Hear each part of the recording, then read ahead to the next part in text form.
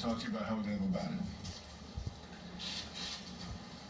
I spent a fair amount of time with Adam and the lawyers and senior management of the league trying to sort of sort through where we are in this adventure and how I could be helpful.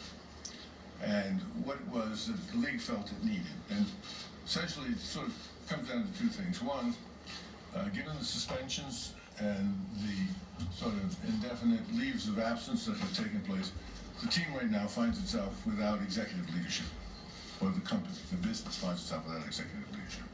And that's not something the NBA can tolerate. So they need someone to step in and take hold of this thing and be, on an interim basis, the leader, and make sure that no value is lost, make sure that the enterprise continues to function in an appropriate way, perhaps even help it move to the next level, but certainly help it move through this period of transition that we're in, because at the same time, the league has announced that it's commencing a process by which it seeks to terminate the ownership of Mr. Sterling and those affiliated with Mr. Sterling.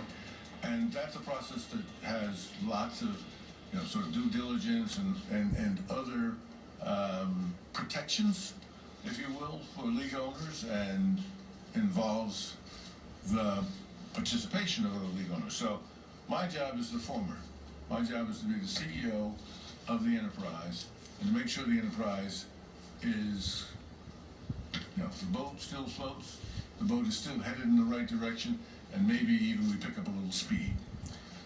Adam and the league's job is to prosecute the second part of that process I talked about, which is the question of ownership and bringing in new owners.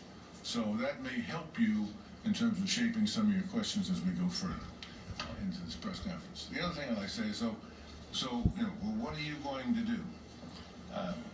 And the answer to that is, I'm only beginning to get my arms around what I'm going to do, but the first step was to come out here and to meet with the management and staff of the team.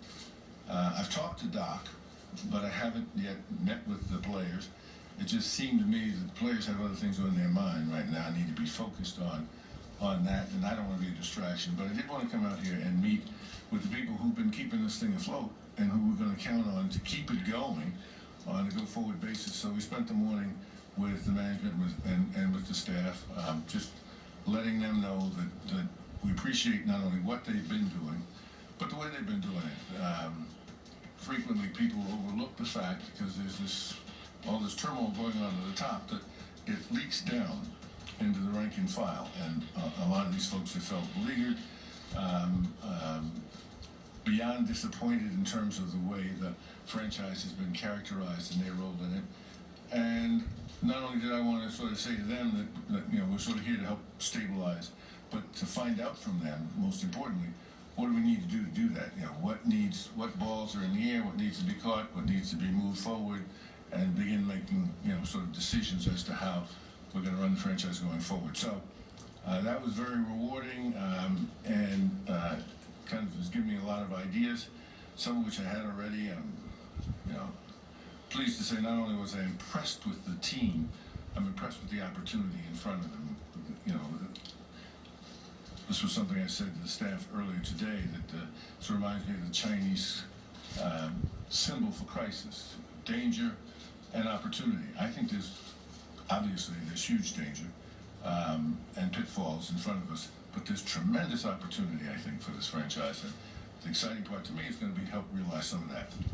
So with that, the only other thing I'd say is, because I expected to be a question, so I'll just answer it for everybody.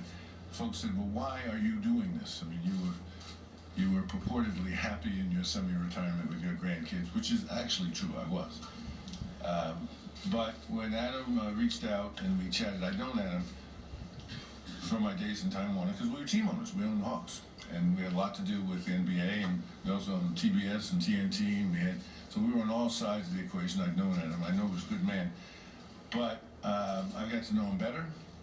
He's a good man trying to do an important job and trying to do the right thing. And it struck me that maybe I could be of some help to him and to the league, and frankly to all of us, in terms of bringing some calmness and order to this side of the equation, at least, as the big fight over ownership goes forward. So there you have it, simple as that.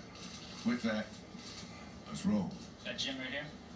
Mr. Parsons of Jim Hill, CBS 2 at KKL9 here in Los Angeles. Welcome under these